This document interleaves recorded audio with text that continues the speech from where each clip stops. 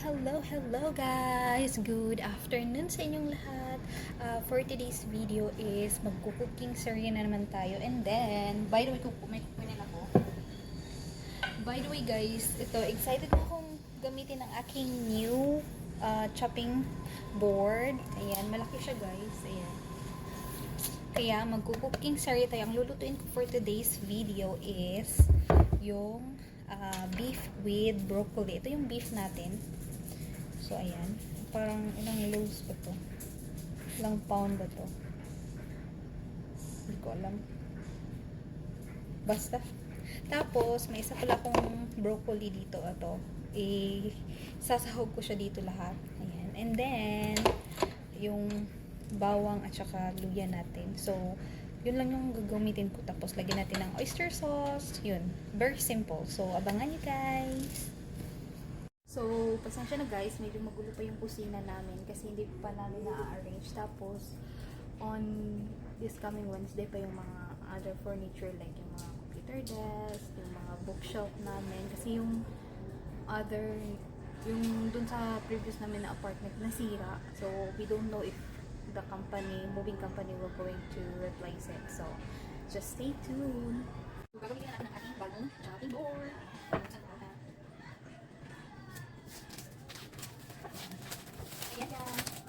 Hugasan muna natin ito. So, hugasan muna ito. Siyempre, so, kumain niyo. Ayan guys, and back. So, ayun na. Pupunasan muna siya ng paper towel. Ayan. Para hindi mo mabasa yung hindi pa sa yung isang sayang maraming chopping board. Ayan. Ito siya. Tapos, ang kagandahan nito, meron siyang ano dito, parang stopper. Hindi ko maliit. Ayan. Para hindi siya mag-move every time na kakagilin mo ito. Inyong chopping board. So, ayan. Okay. Ayan. Sabi sa sino ko. So, ito, unahin natin ang ating broccoli. So, iwain natin siya. Ganyan. Ganito lang siya guys, pero kukunin ko itong dahon syempre. Tapos, kasi malaki siya, so hihiwain ko siya sa isang ano. Para hindi siya masyado. Ayan, eto. Ayan, pwede na. So, yun guys, tutuloy ko lang muna to para hindi masyadong hawak ating video, okay?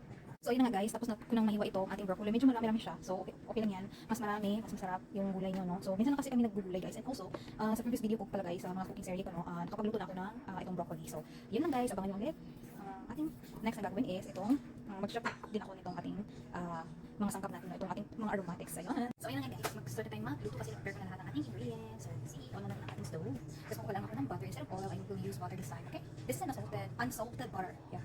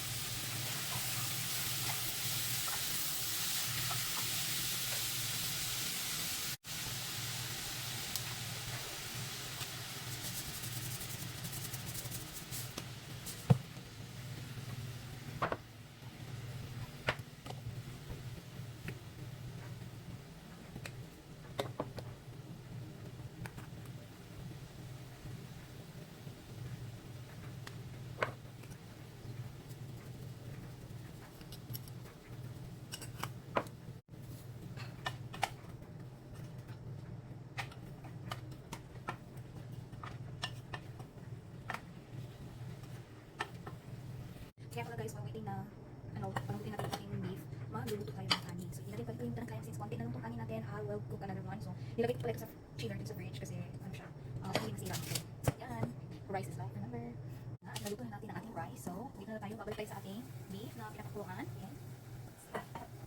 Check nyo. Adjust ko muna yun. Yan.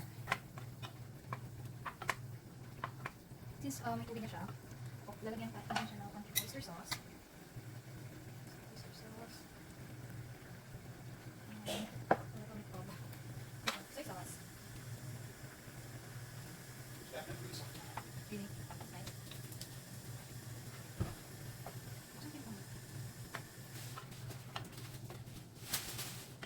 And, so guys, nag-set ako ng timer like 15 minutes, but check ko siya after 7 minutes.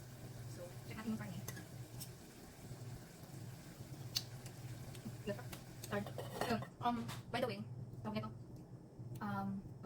15 minutes or 30 minutes, depende kung gaano katigas yung karne, and then, hindi pala ako nag-add ng water. Kasi marami na yung tubig, so, may po masyadong watery or masabaw yung ating beef with broccoli. So, ayun na. I'll update you later.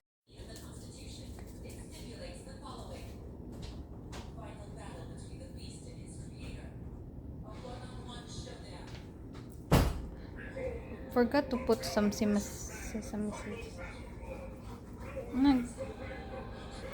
We'll drink the one later.